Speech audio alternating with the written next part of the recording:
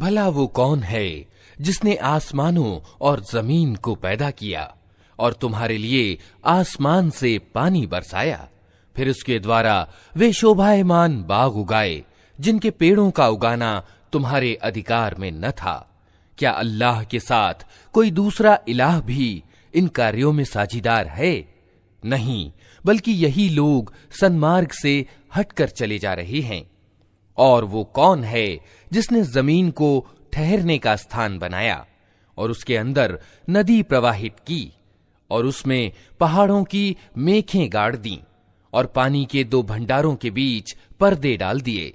क्या अल्लाह के साथ कोई और इलाह भी इन कामों में सहभागी है? नहीं, बल्कि इनमें से ज्यादातर लोग नादान हैं। कौन है जो विकल की दुआ सुनता है जबकि वो उसे पुकारे? और कौन उसकी तकलीफ दूर करता है? और कौन है जो तुम्हें जमीन का अधिकारी बनाता है? क्या अल्लाह के साथ कोई दूसरा इलाह भी ये काम करने वाला है? तुम लोग कम ही सोचते हो। और वो कौन है जो सूखी जमीन और समुद्र के अंधेरों में तुम्हें मार्ग दिखाता है? और कौन अपनी दयालुता के आगे हवाओं को शुभ सूचना लेकर भेजता है? क्या अल्लाह के साथ कोई दूसरा इलाह भी ये कार्य करता है?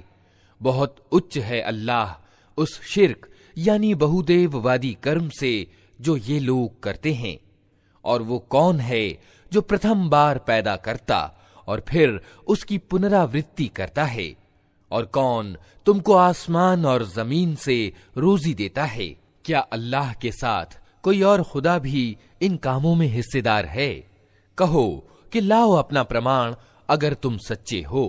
इनसे कहो, अल्लाह के सिवा आसमानों और जमीन में कोई गैब का ज्ञान नहीं रखता और वे तुम्हारे पूज्य तो ये भी नहीं जानते कि कब वे उठाए जाएंगे, बल्कि आखिरत का तो ज्ञान ही इन लोगों से गुम हो गया है।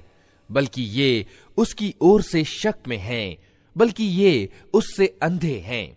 ये इनकार करने वाले कहते हैं, क्या जब हम और हमारे बाप दादा मिट्टी हो चुके होंगे तो हमें वास्तव में कब्रों से निकाला जाएगा? ये खबरें हमको भी बहुत दी गई हैं और पहले हमारे बाप दादा को भी दी जाती रही हैं, मगर ये निरी कहानियां ही कहानियां हैं जो अगले समय से सुनते चले आ रहे हैं। कहो, तनिक जमीन में चल फिर कर देखो कि अपराधियों का क्या परिणाम हो चुका है। ए नबी, इनकी दशा पर दुखी न हो और ना इनकी चालों पर दिल तंग हो। वे कहते हैं कि ये धमकी कब पूरी होगी अगर तुम सच्चे हो। कहो, क्या आश्चर्य कि जिस अजाब के लिए तुम जल्दी मचा रहे हो उसका एक भाग तुम्हारे करीब ही आ लगा हो। वास्तविकता ये है कि तेरा रब तो लोगों पर बड़ा उदार अनुग्रह करने वाला है, मगर ज्यादातर लोग कृतज्ञता नहीं दिखाते। निस्संदेह तेरा रब खूब जानता है जो कुछ उनके सीने अपने भीतर छिपाए हुए हैं और जो कुछ वे व्यक्त करते हैं। आसमान और जमीन की कोई छिपी चीज ऐसी नहीं है जो एक स्पष्ट किताब में लिखी हुई मौजूद न हो। ये सत्य है कि ये कुरान इस्राएलियों को प्रायः उन बातों की वास्तविकता बताता है जिनमें वे विभेद रखते हैं, और ये मार्गदर्शन और दयालुता है ईमान लाने वालों के लिए। यकीनन इसी तरह तेरा रब इन लोगों के बीच भी अपने आदेश से फैसला कर देगा, और वो प्रभुत्वशाली और सब कुछ जानने वाला है। अतः ए नबी, अल्लाह पर भरोसा रखो। यकीनन तुम स्पष्ट सत्य पर हो।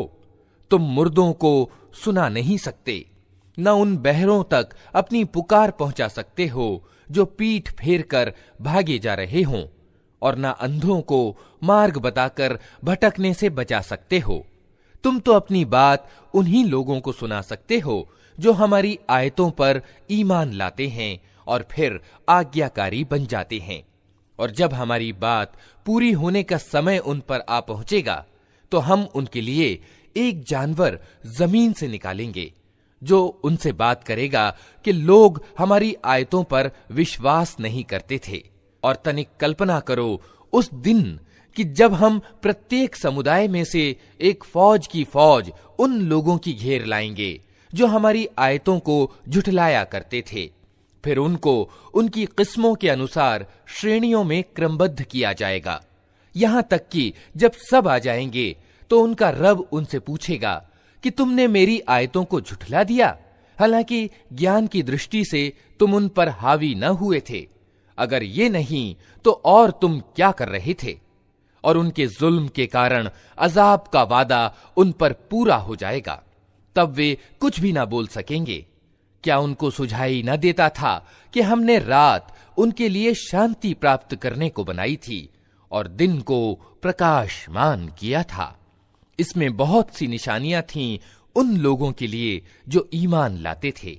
और क्या गुजरेगी उस दिन जबकि सूर यानी नरसिंघा फूका जाएगा और हौल खा जाएंगे वे सब जो आसमानों और जमीन में हैं, सिवाय उन लोगों के जिन्हें अल्लाह उस हौल से बचाना चाहेगा, और सब कान दबाए उसके पास हाजिर हो जाएंगे।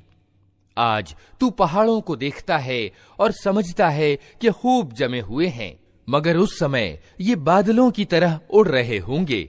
ये अल्लाह की सामर्थ्य का चमत्कार होगा जिसने हर चीज को तत्वदर्शिता के साथ सुदृढ़ किया है। वह खूब जानता है कि तुम लोग क्या करते हो। जो व्यक्ति भलाई लेकर आएगा उसे उससे अधिक अच्छा बदला मिलेगा, और ऐसे लोग उस दिन के हौल से सुरक्षित होंगे। और जो बुराई लिए हुए आएगा, ऐसे सब लोग औंधे मुंह आग में फेंके जाएंगे। क्या तुम लोग इसके सिवा कोई और बदला पा सकते हो कि जैसा करो वैसा भरो? ए नबी, इनसे कहो, मुझे तो यही आदेश दिया गया है कि इस शहर यानी मक्का के रब की बंदगी करूं, जिसने इसे हरम यानी आदरणीय बनाया है और जो हर चीज का मालिक है। मुझे आदेश दिया गया है कि मैं मुस्लिम बनकर रहूं और ये कुरान पढ़कर सुनाऊं। अब जो सन्मार्ग ग्रहण करेगा वो अपनी ही भलाई के लिए सन्मार्ग ग्रहण करेगा, और जो पथभ्रष्ट हो उससे कह दो कि मैं तो बस सावधान कर देने वाला हूं। उनसे कहो, प्रशंसा अल्लाह ही के लिए है। जल्द ही वो तुम्हें अपनी निशानियां दिखा देगा और तुम उन्हें पहचान लोगे, और तेरा रब बेखबर नहीं है उन कर्मों से जो तुम लोग करते हो। अल्लाह के नाम से जो बड़ा ही मेहरबान और रहम करने वाला है। तासीन मीम, ये स्पष्ट किताब की आयतें हैं। हम मूसा और फिरऔन का कुछ हाल ठीक ठीक तुम्हें सुनाते हैं, ऐसे लोगों के लाभ के लिए जो ईमान लाएं। वास्तविकता ये है कि फिरऔन ने जमीन में सिर उठाया और उसके निवासियों को गिरोहों में बांट दिया। उनमें से एक गिरोह को वो अपमानित करता था, उसके लड़कों को कत्ल करता था और उसकी लड़कियों को जीता रहने देता था। वास्तव में वो बिगाड़ पैदा करने वाले लोगों में से था, और हम ये इरादा रखते थे कि दया करें उन लोगों पर जो जमीन में अपमानित करके रखे गए थे, और उन्हें पेशवा बना दें और उन्हीं को वारिस बनाएं, और जमीन में उनको प्रभुत्व प्रदान करें, और उनसे फिरऔन और हामान और उनकी सेनाओं को वही कुछ दिखलाएं जिसका उन्हें डर था। हमने मूसा की मां को इशारा किया कि इसको दूध पिला, फिर जब तुझे उसकी जान का खतरा हो तो उसे दरिया में डाल दे और कुछ डर और चिंता ना कर। हम उसे तेरे ही पास ले आएंगे और उसे पैगंबरों में शामिल करेंगे। आखिरकार फिरौन के घर वालों ने उसे दरिया से निकाल लिया ताकि वो उनका दुश्मन और उनके लिए दुख का कारण बने। निस्संदेह फिरौन और हामान और उनकी सेनाएं अपने उपायों में बड़े काय भ्रष्ट थे। फिरौन की बीवी ने उससे कहा, ये मेरे और तेरे लिए आंखों की ठंडक है, इसे कत्ल न करो। आश्चर्य नहीं कि ये हमारे लिए लाभदायक सिद्ध हो या हम इसे बेटा ही बना लें। और वे परिणाम से बेखबर थे। उधर मूसा की मां का दिल उड़ा जा रहा था। वो उसका भेद खोल देती अगर हम उसकी ढारस न बंधा देते, ताकि वो हमारे वादे पर ईमान लाने वालों में से हो। उसने बच्चे की बहन से कहा, इसके पीछे पीछे जा। अतएव वो अलग से उसको इस तरह देखती रही कि दुश्मनों को इसका पता न चला, और हमने बच्चे पर पहले ही दूध पिलाने वालियों की छातियां हराम कर रखी थीं। ये हालत देखकर उस लड़की ने उनसे कहा, मैं तुम्हें ऐसे घर का पता बताऊं जिसके लोग इसके पालन पोषण का जिम्मा लें और खैर खाही के साथ इसे रखें। इस तरह हम मूसा को उसकी मां के पास पलटा लाए ताकि उसकी आंखें ठंडी हों और वो शोकाकुल न हो और जान ले कि अल्लाह का वादा सच्चा था, मगर ज्यादातर लोग इस बात को नहीं जानते। जब मूसा अपनी पूरी जवानी को पहुंच गया और उसका विकास पूरा हो गया, तो हमने उसे निर्णय शक्ति और ज्ञान प्रदान किया। हम नेक लोगों को ऐसा ही बदला देते हैं। एक दिन वो शहर में ऐसे समय दाखिल हुआ जबकि शहर वाले गफलत में थे। वहां उसने देखा कि दो आदमी लड़ रहे हैं। एक उसकी अपनी कौम का था और दूसरा उसकी दुश्मन कौम से संबंध रखता था। उसकी कौम के आदमी ने दुश्मन कौम के व्यक्ति के विरुद्ध उसे सहायता के लिए पुकारा। मूसा ने उसको एक घूंसा मारा और उसका काम तमाम कर दिया। ये हरकत हो जाते ही मूसा ने कहा, ये शैतान की कार्रवाई है। वो बड़ा दुश्मन और खुला पथभ्रष्ट करने वाला है। फिर वो कहने लगा, ऐ मेरे रब, मैंने अपने आप पर जुल्म कर डाला, मुझे माफ कर दे। अतएव अल्लाह ने उसे माफ कर दिया। वो माफ करने वाला अत्यंत दयावान है। मूसा ने प्रतिज्ञा की कि ऐ मेरे रब, ये उपकार जो तूने मुझ पर किया है, इसके बाद अब मैं कभी अपराधियों का सहायक न बनूंगा। दूसरे दिन वो सुबह सवेरे डरता और हर ओर से खतरा भांपता हुआ शहर में जा रहा था कि अचानक क्या देखता है कि वही व्यक्ति जिसने कल उसे मदद के लिए पुकारा था, आज फिर उसे पुकार रहा है। मूसा ने कहा, तू तो बड़ा ही बहका हुआ आदमी है।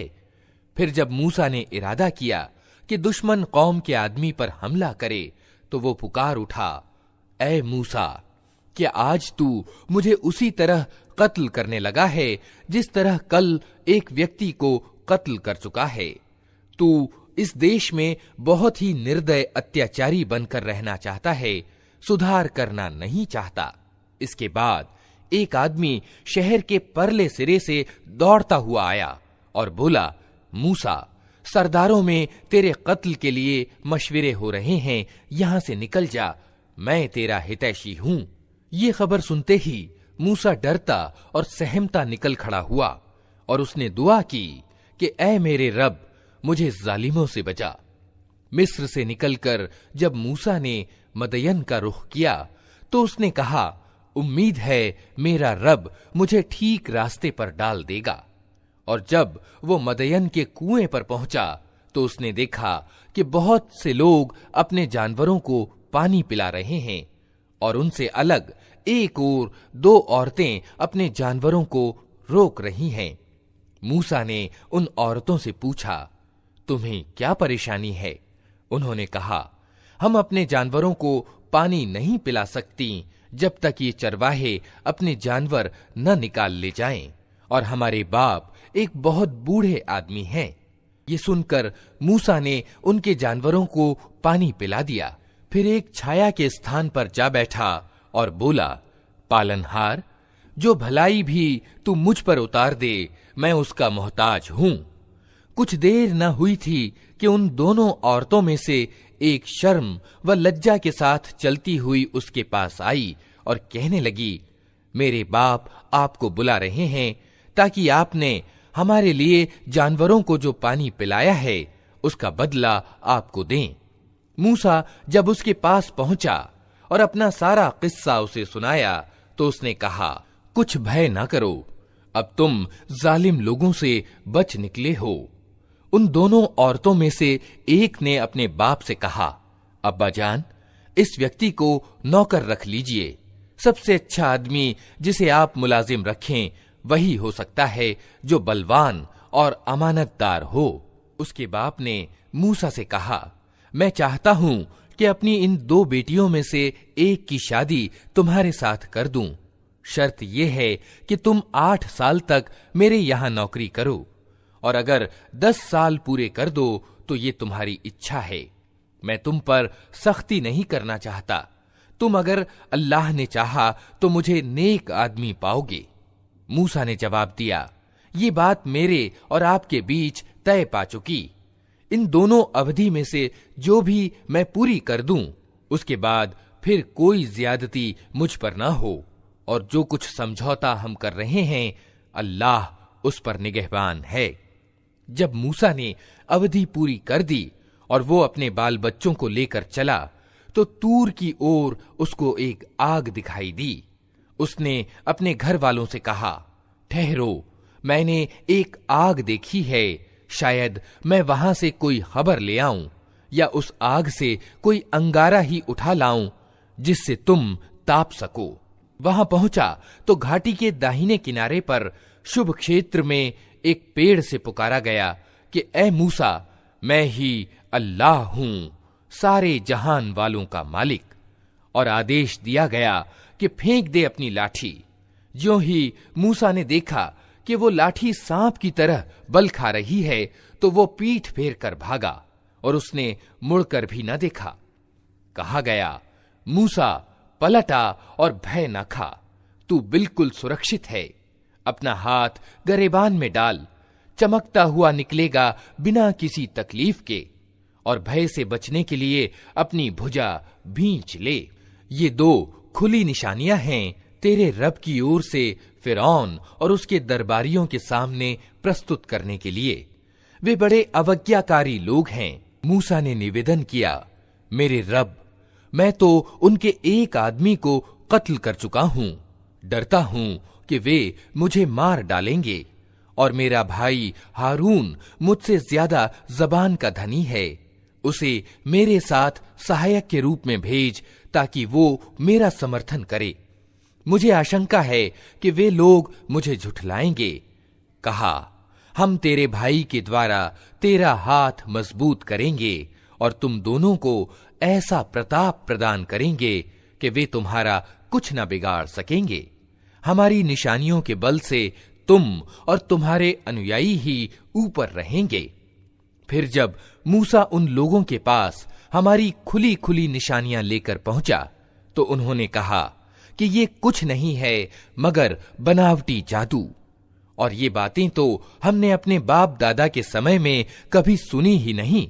मूसा ने जवाब दिया, मेरा रब उस व्यक्ति के हाल से अच्छी तरह परिचित है जो उसकी ओर से मार्गदर्शन लेकर आया है, और वही अच्छी तरह जानता है कि अंतिम परिणाम किसका अच्छा होना है। सत्य ये है कि जालिम कभी सफल नहीं होते। और फिरौन ने कहा, ऐ दरबार वालों, मैं तो अपने सिवा तुम्हारे किसी रब को नहीं जानता। हामान, तनिक ईंटें पकवाकर मेरे लिए एक ऊंचा भवन तो बनवा, शायद कि उस पर चढ़कर मैं मूसा के रब को देख सकूं। मैं तो इसे झूठा समझता हूं। उसने और उसकी सेनाओं ने जमीन में बिना किसी हक के अपनी बड़ाई का घमंड किया और समझे कि उन्हें कभी हमारी ओर पलटना नहीं है। आखिरकार हमने उसे और उसकी सेनाओं को पकड़ा और समुद्र में फेंक दिया। अब देख लो कि उन जालिमों का कैसा परिणाम हुआ। हमने उन्हें जहन्नम की ओर निमंत्रण देने वाले पेशवा बना दिया, और क़यामत के दिन वे कहीं से कोई सहायता न पा सकेंगे। हमने इस दुनिया में उनके पीछे लानत लगा दी, और क़यामत के दिन वे बड़ी बदहाली में ग्रस्त होंगे। पिछली नस्लों को विनष्ट करने के बाद हमने मूसा को किताब प्रदान की, लोगों के लिए अंतर्दृष्टियों की सामग्री बनाकर, मार्गदर्शन और दयालुता बनाकर, ताकि शायद लोग शिक्षा ग्रहण करें।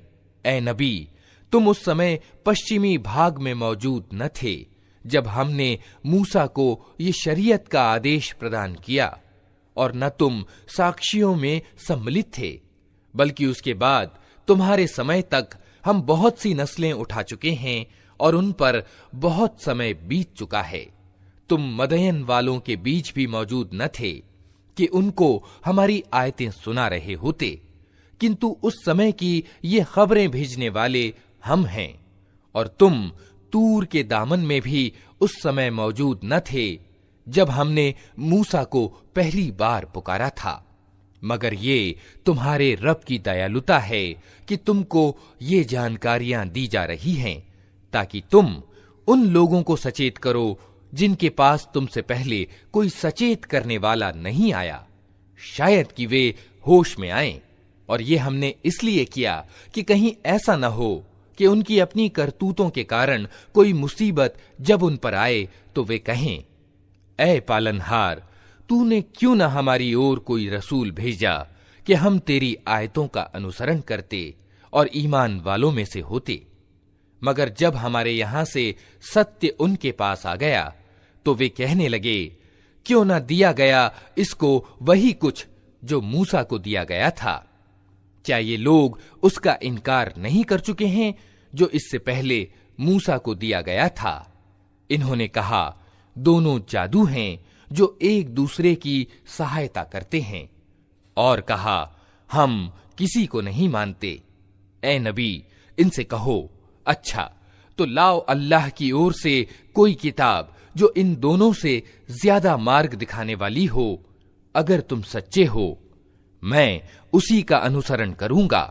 अब अगर वे तुम्हारी ये मांग पूरी नहीं करते तो समझ लो कि वास्तव में ये अपनी इच्छाओं पर चलते हैं, और उस व्यक्ति से बढ़कर कौन पथभ्रष्ट होगा जो ईश्वरीय मार्गदर्शन के बिना बस अपनी इच्छाओं के पीछे चले। अल्लाह ऐसे जालिमों को हरगिज मार्ग नहीं दिखाता, और उपदेश की बात निरंतर हम उन्हें पहुंचा चुके हैं ताकि वे गफलत से जाग जाएं। जिन लोगों को इससे पहले हमने किताब दी थी वे इस कुरान पर ईमान लाते हैं, और जब ये उनको सुनाया जाता है तो वे कहते हैं कि हम इस पर ईमान लाए। ये वास्तव में सत्य है हमारे रब की ओर से, हम तो पहले ही से मुस्लिम हैं। ये वे लोग हैं जिन्हें उनका बदला 2 बार दिया जाएगा, उस धैर्य और जमाव के कारण जो उन्होंने दिखाया। वे बुराई को भलाई से दूर करते हैं और जो कुछ रोजी हमने उन्हें दी है उसमें से खर्च करते हैं। और जब उन्होंने व्यर्थ एवं अशिष्ट बात सुनी तो ये कहकर उससे किनारा खींच लिया कि हमारे कर्म हमारे लिए और तुम्हारे कर्म तुम्हारे लिए। तुमको सलाम है, हम अज्ञानियों का सा तरीका अपनाना नहीं चाहते। ऐ नबी, तुम जिसे चाहो उसे राह पर नहीं ला सकते, मगर अल्लाह जिसे चाहता है राह दिखाता है, और वो उन लोगों को खूब जानता है जो सन्मार्ग ग्रहण करने वाले हैं। वे कहते हैं, अगर हम तुम्हारे साथ इस मार्गदर्शन का अनुसरण कर लें तो अपनी जमीन से उचक लिए जाएंगे। क्या ये सत्य नहीं है कि हमने एक शांतिपूर्ण हरम को इनके लिए निवास स्थान बना दिया, जिसकी ओर हर तरह के फल खिंचे चले आते हैं हमारी ओर से रोजी के रूप में, मगर इनमें से ज्यादातर लोग जानते नहीं हैं। और कितनी ही ऐसी बस्तियां हम तबाह कर चुके हैं जिनके लोग अपने जीवन व्यापार पर इतरा गए थे। सो देख लो, वे उनके निवास स्थान पड़े हुए हैं जिनमें उनके बाद कम ही कोई बसा है। आखिरकार हम ही वारिस होकर रहे। और तेरा रब बस्तियों को विनष्ट करने वाला न था जब तक कि उनके केंद्र में एक रसूल न भेज देता जो उनको हमारी आयतें सुनाता, और हम बस्तियों को विनष्ट करने वाले न थे जब तक कि उनके रहने वाले जालिम न हो जाते। तुम लोगों को जो कुछ भी दिया गया है वो सिर्फ दुनिया की जिंदगी का सामान और उसकी शोभा है, और जो कुछ अल्लाह के पास है वो उससे उत्तम और ज्यादा स्थायी है। क्या तुम लोग बुद्धि से काम नहीं लेते? भला वो व्यक्ति जिससे हमने अच्छा वादा किया हो और वो उसे पाने वाला हो, कभी उस व्यक्ति की तरह हो सकता है जिसे हमने सिर्फ दुनिया की जिंदगी का सरो सामान दे दिया हो, और फिर वो क़यामत के दिन सजा के लिए पेश किया जाने वाला हो। और भूल न जाएं ये लोग उस दिन को जबकि वो इनको पुकारेगा और पूछेगा, कहाँ हैं मेरे वे साझीदार जिनका तुम गुमान रखते थे। ये बात जिन पर चस्पा होगी वे कहेंगे, ऐ हमारे रब, बेशक यही लोग हैं जिनको हमने पथभ्रष्ट किया था। इन्हें हमने उसी तरह पथभ्रष्ट किया जैसे हम खुद पथभ्रष्ट हुए। हम आपके सामने अपने बरी होने का इजहार करते हैं। ये हमारी तो बंदगी नहीं करते थे। फिर इनसे कहा जाएगा कि पुकारो अब अपने ठहराए हुए साझीदारों को। ये उन्हें पुकारेंगे मगर वे इनको कोई जवाब न देंगे, और ये लोग अजाब देख लेंगे। काश ये सन्मार्ग ग्रहण करने वाले होते। और भूले ना ये लोग वो दिन जबकि वो इनको पुकारेगा और पूछेगा कि जो रसूल भेजे गए थे उन्हें तुमने क्या जवाब दिया था। उस समय कोई जवाब इनको न सूझेगा और न ये आपस में एक दूसरे से पूछ ही सकेंगे। अलबत्ता जिसने आज तौबा कर ली और ईमान ले आया और अच्छे कर्म किए, वही ये उम्मीद कर सकता है कि वहां सफल होने वालों में से होगा। तेरा रब पैदा करता है जो कुछ चाहता है, और वो खुद ही अपने काम के लिए जिसे चाहता है चुन लेता है। ये चुनाव इन लोगों के करने का काम नहीं है। अल्लाह पाक है और बहुत उच्च है उससे जो साझी ये लोग ठहराते हैं। तेरा रब जानता है जो कुछ ये दिलों में छुपाए हुए हैं और जो कुछ ये प्रकट करते हैं। वही एक अल्लाह है जिसके सिवा कोई बंदगी का हकदार नहीं। उसी के लिए प्रशंसा है दुनिया में भी और आखिरत में भी। शासन उसका है और उसी की ओर तुम सब पलटाए जाने वाले हो। ए नबी, इनसे कहो, कभी तुम लोगों ने विचार किया कि अगर अल्लाह क़यामत तक तुम पर हमेशा के लिए राहत तारी कर दे तो अल्लाह के सिवा वो कौन सा पूज्य है जो तुम्हें प्रकाश ला दे? क्या तुम सुनते नहीं हो? इनसे पूछो, कभी तुमने सोचा कि अगर अल्लाह क़यामत तक तुम पर हमेशा के लिए दिन तारी कर दे तो अल्लाह के सिवा वो कौन सा पूज्य है जो तुम्हें रात ला दे ताकि तुम उसमें शांति प्राप्त कर सको? क्या तुमको सूझता नहीं?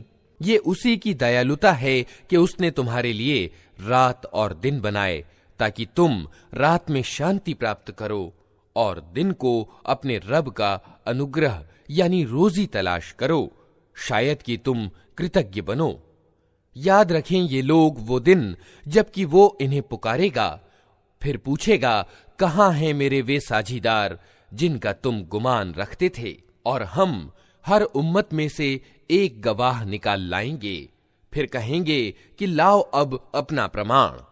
उस समय इन्हें मालूम हो जाएगा कि सत्य अल्लाह की ओर है और गुम हो जाएंगे इनके वे सारे झूठ जो इन्होंने घड़ रखे थे।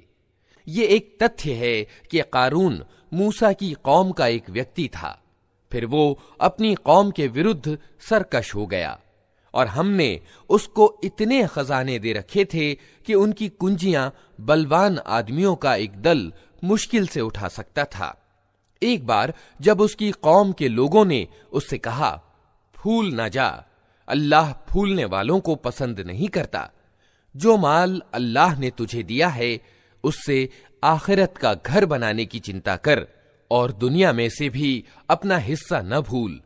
उपकार कर जिस तरह अल्लाह ने तेरे साथ उपकार किया है और जमीन में बिगाड़ पैदा करने की कोशिश न कर।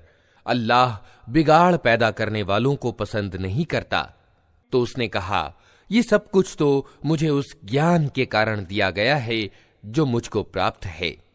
क्या उसको ये ज्ञान न था कि अल्लाह उससे पहले बहुत से ऐसे लोगों को विनष्ट कर चुका है जो उससे ज्यादा शक्ति और जत्था रखते थे? अपराधियों से तो उनके गुनाह नहीं पूछे जाते। एक दिन वो अपनी कौम के सामने अपने पूरे ठाठ में निकला।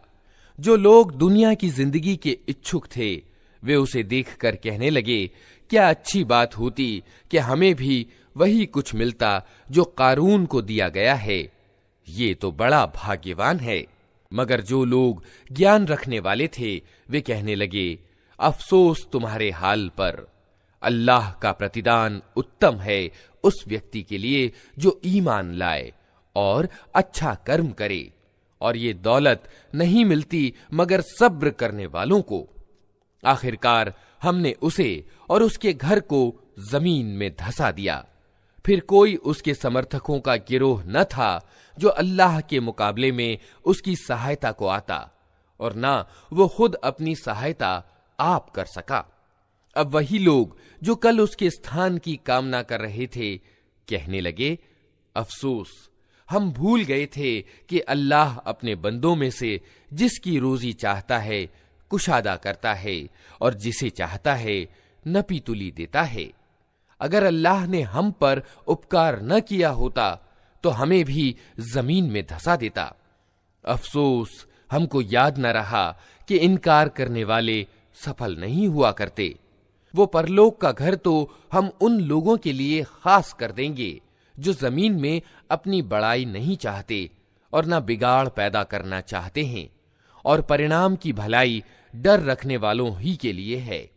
जो कोई भलाई लेकर आएगा उसके लिए उससे उत्तम भलाई है, और जो बुराई लेकर आए तो बुराई करने वालों को वैसा ही बदला मिलेगा जैसा कर्म वे करते थे।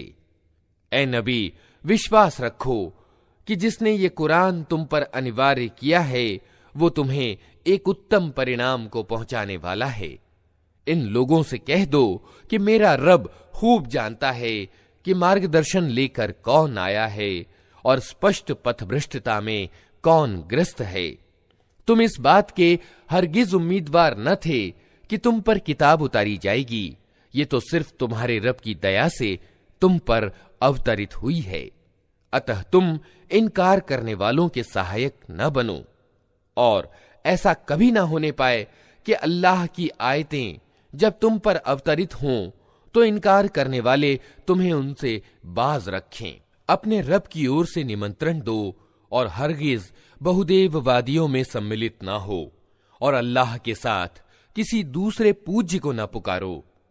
उसके सिवा कोई पूज्य नहीं है। हर चीज विनष्ट होने वाली है सिवाय उसके स्वरूप के। शासन उसी का है और उसी की ओर तुम सब पलटाए जाने वाले हो। अल्लाह के नाम से जो बड़ा ही मेहरबान और रहम करने वाला है। अलिफ लाम मीम। क्या लोगों ने ये समझ रखा है कि वे बस इतना कहने पर छोड़ दिए जाएंगे कि हम ईमान लाए और उनको आजमाया न जाएगा? हालांकि हम उन सब लोगों की आजमाइश कर चुके हैं जो इनसे पहले गुजरे हैं। अल्लाह को तो जरूर ये देखना है कि सच्चे कौन हैं और झूठे कौन। और क्या वे लोग जो बुरी हरकतें कर रहे हैं ये समझ बैठे हैं कि वे हमसे बाजी ले जाएंगे? बड़ा गलत हुक्म है जो वे लगा रहे हैं। जो कोई अल्लाह से मिलने की आशा रखता हो उसे मालूम होना चाहिए कि अल्लाह का नियत किया हुआ समय आने ही वाला है, और अल्लाह सब कुछ सुनता और जानता है। जो व्यक्ति भी जान तोड़ कोशिश करेगा अपने ही भले के लिए करेगा। अल्लाह यकीनन दुनिया जहान वालों से बेनियाज यानी निस्पृह है। और जो लोग ईमान लाएंगे और अच्छे कर्म करेंगे उनकी बुराइयां हम उनसे दूर कर देंगे और उन्हें उनके उत्तम कर्मों का बदला देंगे। हमने इंसान को ताकीद की कि अपने माँ बाप के साथ अच्छा व्यवहार करे, लेकिन अगर वे तुझ पर जोर डालें कि तू मेरे साथ किसी ऐसे इलाह यानी उपास्य को भागीदार ठहराए जिसे तू मेरे भागीदार के रूप में नहीं जानता, तो उनका कहना न मान। मेरी ही ओर तुम सबको पलट कर आना है, फिर मैं तुमको बता दूंगा कि तुम क्या करते रहे हो। और जो लोग ईमान लाए होंगे और जिन्होंने अच्छे कर्म किए होंगे उनको हम जरूर अच्छों में सम्मिलित करेंगे। लोगों में से कोई ऐसा है जो कहता है कि हम ईमान लाए अल्लाह पर, मगर जब वो अल्लाह के मामले में सताया गया तो उसने लोगों की डाली हुई आजमाइश को अल्लाह के अजाब की तरह समझ लिया। अब अगर तेरे रब की ओर से विजय और मदद आ गई तो यही व्यक्ति कहेगा कि हम तो तुम्हारे साथ थे। क्या दुनिया वालों के दिलों के हाल से अल्लाह अच्छी तरह परिचित नहीं है? और अल्लाह को तो जरूर ये देखना ही है कि ईमान लाने वाले कौन हैं और मुनाफिक कौन। ये इनकार करने वाले लोग ईमान लाने वालों से कहते हैं कि तुम हमारे मार्ग पर चलो और तुम्हारी खताओं को हम अपने ऊपर ले लेंगे। हालांकि उनकी खताओं में से कुछ भी वे अपने ऊपर लेने वाले नहीं हैं। वे बिल्कुल झूठ कहते हैं। हाँ, जरूर वे अपने बोझ भी उठाएंगे और अपने बोझों के साथ दूसरे बहुत से बोझ भी। और क़यामत के दिन यकीनन उनसे उन मिथ्यारोपणों के बारे में पूछा जाएगा जो वे लगाते रहे हैं। हमने नूह को उसकी कौम की तरफ भेजा और वो 50 कम 1000 वर्ष उनके बीच रहा।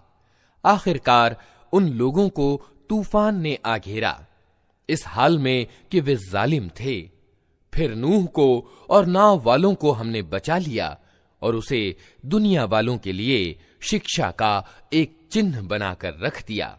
और इब्राहीम को भेजा जबकि उसने अपनी कौम वालों से कहा, अल्लाह की बंदगी करो और उससे डरो। ये तुम्हारे लिए अच्छा है अगर तुम जानो।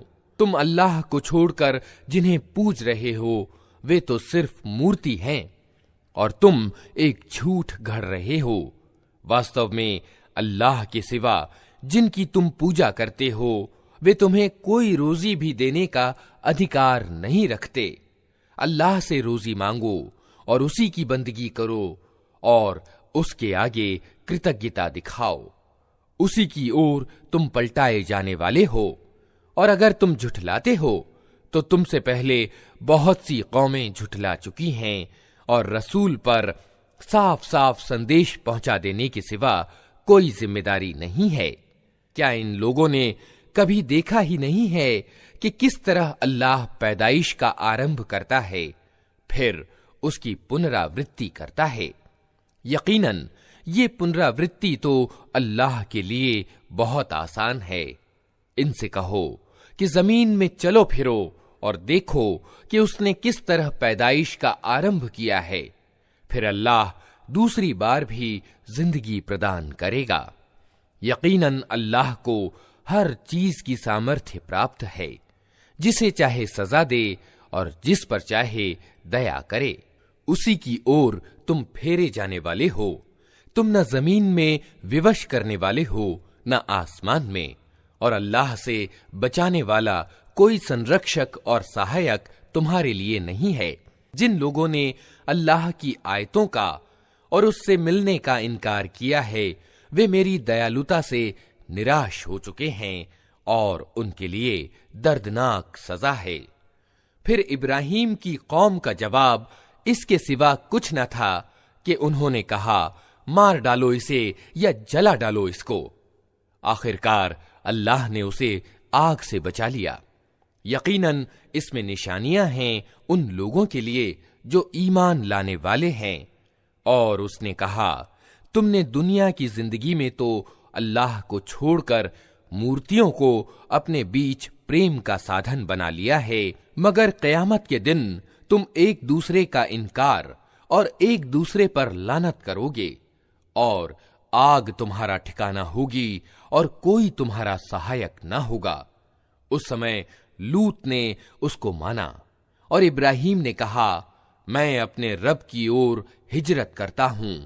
वो प्रभुत्वशाली और तत्वदर्शी है और हमने उसे इसहाक और याकूब जैसी औलाद प्रदान की और उसकी नस्ल में पैगंबरी और किताब रख दी और उसे दुनिया में उसका बदला प्रदान किया और आखिरत में वो यकीनन अच्छों में से होगा। और हमने लूत को भेजा जबकि उसने अपनी कौम से कहा, तुम तो वे अश्लील कर्म करते हो जो तुमसे पहले दुनिया वालों में से किसी ने नहीं किया है। क्या तुम्हारा हाल ये है कि मर्दों के पास जाते हो और बटमारी करते हो और अपनी मजलिसों में बुरे कर्म करते हो? फिर कोई जवाब उसकी कौम वालों के पास इसके सिवा न था कि उन्होंने कहा, ले आ अल्लाह का अजाब अगर तू सच्चा है। लूत ने कहा, ऐ मेरे रब, इन बिगाड़ पैदा करने वालों के मुकाबले में मेरी सहायता कर। और जब हमारे दूत इब्राहिम के पास खुशखबरी लेकर पहुंचे तो उन्होंने उससे कहा, हम इस बस्ती के लोगों को तबाह करने वाले हैं, इसके लोग सख्त जालिम हो चुके हैं। इब्राहिम ने कहा, वहां तो लूत मौजूद है। उन्होंने कहा, हम खूब जानते हैं कि वहां कौन कौन है। हम उसे और उसकी पत्नी के सिवा उसके बाकी सब घर वालों को बचा लेंगे। उसकी पत्नी पीछे रह जाने वालों में से थी। फिर जब हमारे दूत लूत के पास पहुंचे तो उनके आगमन पर वो बहुत परेशान और दिल तंग हुआ। उन्होंने कहा, न डरो और न गम करो, हम तुम्हें और तुम्हारे घर वालों को बचा लेंगे, सिवाय तुम्हारी पत्नी के जो पीछे रह जाने वालों में से है। हम इस बस्ती के लोगों पर आसमान से अजाब उतारने वाले हैं, उस अवज्ञा के कारण जो ये करते रहे हैं। और हमने उस बस्ती की एक खुली निशानी छोड़ दी है उन लोगों के लिए जो बुद्धि से काम लेते हैं। और मदयन की ओर हमने उनके भाई शुएब को भेजा।